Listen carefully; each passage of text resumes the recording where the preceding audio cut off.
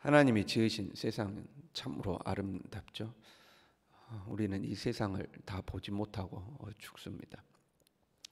물론 천국에 가면 이것보다 훨씬 아름답겠죠.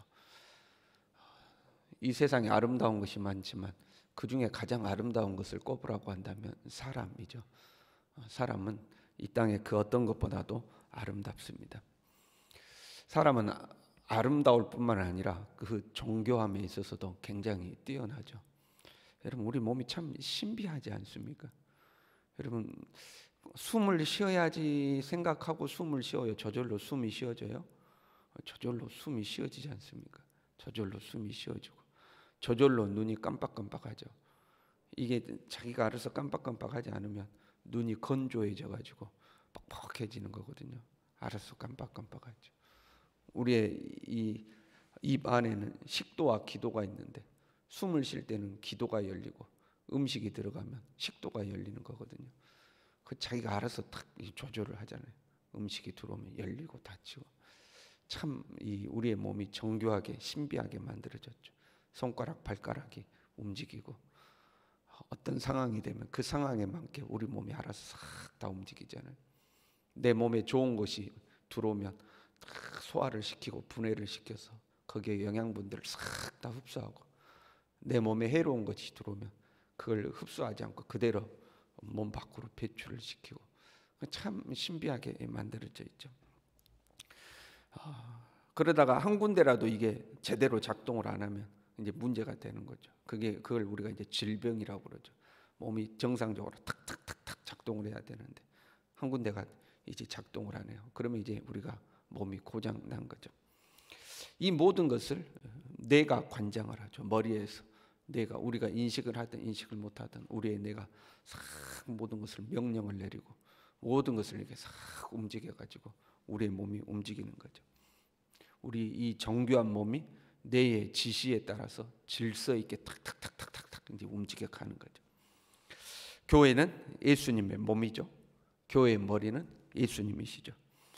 교회도 이 질서가 중요하죠.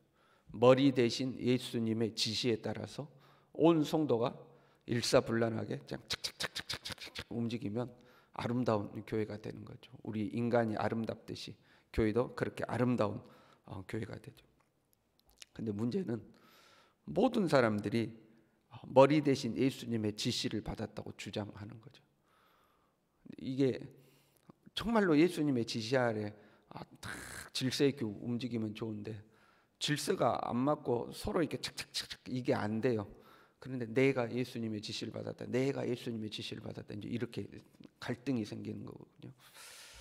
그래서 머리 대신 예수님이 이 땅의 교회를 다스리기 위해서 각자를 내버려 두면 각자가 다 예수님의 지시 받았다고 그러니까 이 땅에 이 교회를 다스리기 위해서 질서를 세워 놓으신 거죠.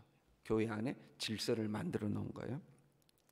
이제 12장은 은사에 대해서 말씀하시는데, 은사에 대해서 말씀하시다가 몸과 지체에 대해서, 몸과 지체됨은 중요한 것은 하나됨이 중요하다 하는 그 부분이고요.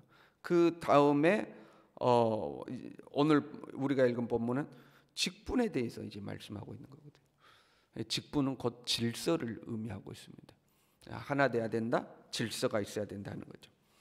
특이한 점은 이렇게 돼 있어요. 첫째는 사도요, 둘째는 선지자요, 셋째는 교사요. 앞부분은 순서가 있어요. 첫째, 둘째, 셋째 순서가 있죠. 그리고 그 다음은 능력을 행하는 자요, 그 다음은 병 고치는 은사와 서로 돕는 것과 다스리는 것과 각종 방언을 말한 것이다. 뒷부분은 순서를 말하는 것이 아니라 이런 것도 있다 하는 뉘앙스입니다. 첫째, 둘째, 셋째, 그 다음에는 이런 것도 있어. 이제 꼭 이런 느낌이죠. 28절과 29절을 비교해 보면 이렇게 돼 있어요. 첫째는 사도요, 둘째는 선지자요, 셋째는 교사요, 그 다음은 능력을 행하는 자요, 그 다음은 병 고치는 은사와 서로 돕는 것과 다스리는 것과 각종 방언을 말하는 것, 이렇게 돼 있죠. 근데 29절에 보면 이렇게 되어 있습니다. 다 사도이겠느냐, 첫째를 말하는 거죠. 다 선지자이겠느냐, 둘째를 말하죠. 다 교사이겠느냐, 셋째를 말하죠. 다 능력을 행하는 자이겠느냐, 그 다음은 능력을 행하는 자예요. 그 다음에 다 병 고치는 은사를 가지겠느냐, 여기까지 똑같아요. 그 다음에 뭐가 없어요? 서로 돕는 것과 다스리는 것은 또 없죠. 그렇죠? 그 다음에 방언을 말하는 자이겠느냐 하고 다 통역하는 자겠느냐 하는데, 또 앞부분에 은사를 소개할 때 나왔던 통역의 분별함은 없는데 그 뒤에는 있죠. 첫째, 둘째, 셋째는 똑같이 동일하게 강조해서 뒀는데, 뒤에 그 다음은 이것은 정확한 것들을 말하는 게 아니고 이러이러한 것도 있다 하는 것을 지금 말하고 있는 겁니다. 방점이 앞부분에 있는 거예요. 앞부분을 더 강조하고 있는 거예요. 첫째는, 둘째는, 셋째는 할 때 이것을 더 강조하고 뒤에 것은 이러이러한 것도 있다 하는 그 뉘앙스로 지금 말씀하고 있어요. 사도, 선지자, 교사, 이것은 직분을 말하는 겁니다. 첫째, 둘째, 셋째는 직분이에요.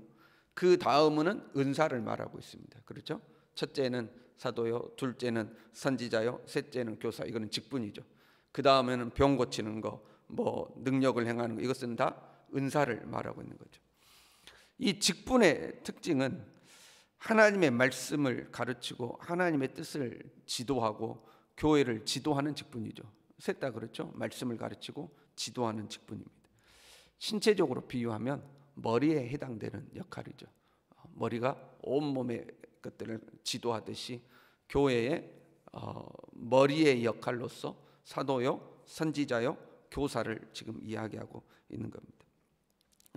은사에 대해서 이야기하면서, 은사가 많이 나타났던 고린도 교회인데 그 은사 때문에 지금 교회가 뒤죽박죽이 된 거잖아요.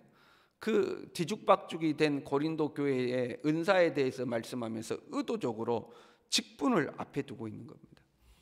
직분은 질서죠. 직분이 곧 질서를 의미하는 겁니다. 그러니까 질서를 지금 강조하기 위해서 직분을 앞에 두는 거예요. 오늘날도 마찬가지인데요. 당대에는 아마 더 심했을 것입니다. 기적과 이적을 행하는 사람이 권위를 갖는 거죠. 과거에는 그게 더 심했을 수 있죠. 신비한 능력과 역사가 나타나면 사람들이 그 사람을 추종하는 거죠. 그 사람은 추종할 뿐만 아니라 그 사람의 말이 곧 진리라고 생각하는 거죠. 오늘날도 그런 경향이 있어요. 만약에 저에게 애원하는 은사가 있어요. 그래가지고 기도하면 여러분에 대한 것들이 막 환상으로 보이고 여러분에 대한 것들을 막 이야기한다고 해봐요. 그러면 그 다음부터는 제 말이 곧 법이 됩니다. 그렇잖아요. 사람들이 우리 목사님 신령하신 목사님인데 목사님이 이렇다고 말했어. 이렇게 목사님이 이렇다고 말했어. 교회뿐만 아니라 뭐 사회, 정치, 외교, 뭐 모든 분야에 대해서도 제 말이 곧 진리가 되죠. 목사님이 기도해보고 말한 거야.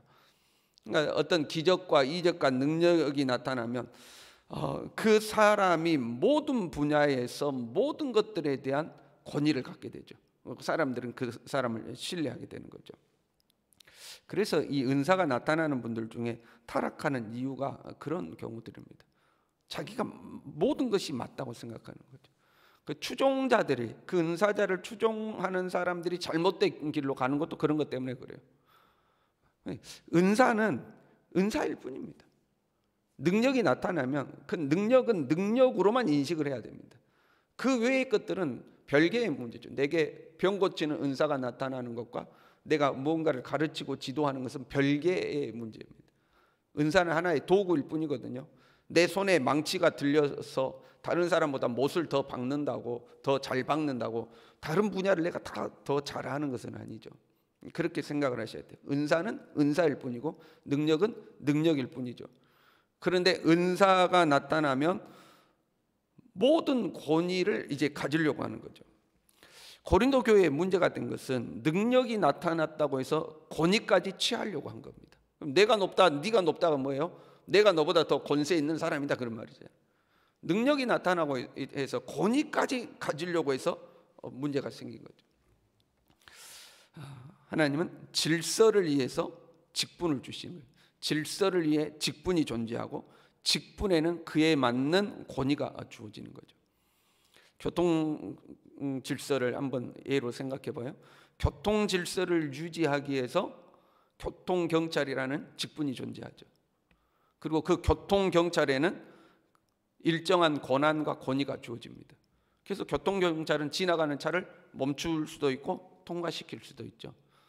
직분에 맞는 권위와 권한이 주어지는 것. 그러면 이 권위와 권한은 누가 부여해요? 교통경찰의 권위는 누가 부여해요? 쉽게 생각하면 국가가 부여하는 거고, 조금 더 생각하면 이 나라의 법이 권위를 부여하는 거죠. 법에 따라서 경찰이 되는 거고. 그러나 내가 아무리 권위 있는 경찰이라 할지라도 법에 어긋나게 하면 그 사람도 처벌을 받죠.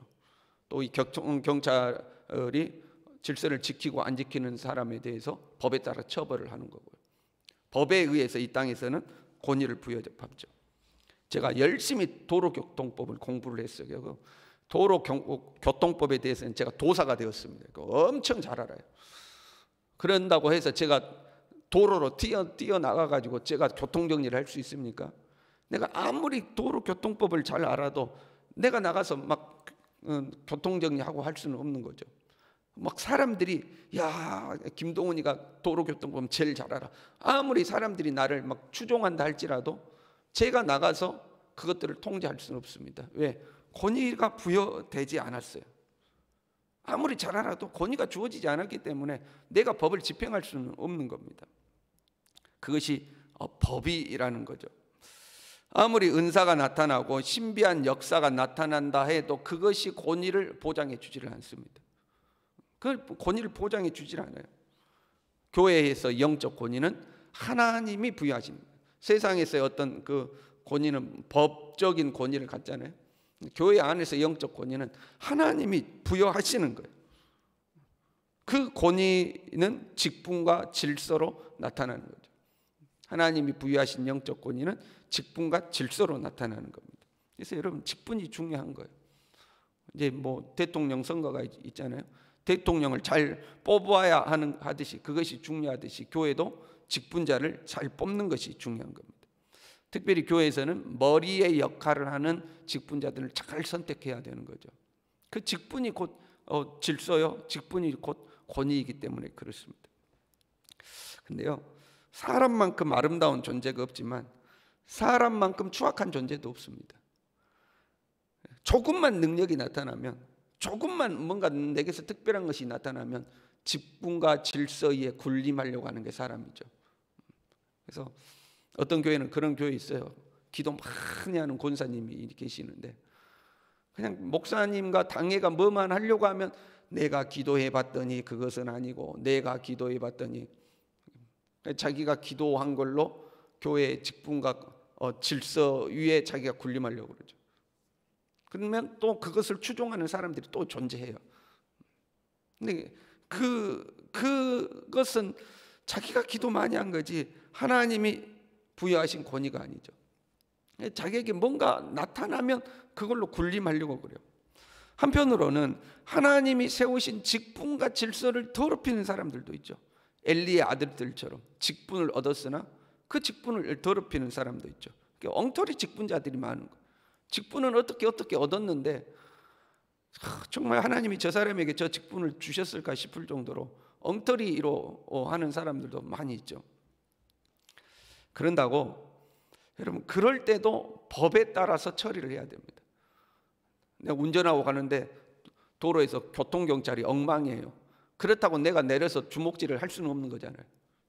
그 또한 법대로 처리를 해가야 되는 거죠. 그게 중요한 거죠. 하나님의 질서를 지키는 것이 굉장히 중요해요. 그것이 하나님의 법을 지키는 겁니다. 마태복음 7장에 보면 주여 주여 우리가 주님의 이름으로 선지자 노릇하며 주님의 이름으로 귀신 쫓아내고 주의 이름으로 많은 권능을 행하지 아니하였나이까. 그때 주님께서 내가 너희를 도무지 알지 못하니 불법을 행하는 자들아 내게서 떠나가라, 이렇게 되어 있습니다. 왜 모른다고 하셔요? 불법을 행했다는 거죠. 하나님의 법대로 하지 않았다 하는 거죠. 저와 여러분이 하나님의 질서 안에 든든히 서서 하나님 보시기에 아름다운 교회를 세워가는 주님의 사람들이 될 수 있기를 바랍니다. 기도하겠습니다.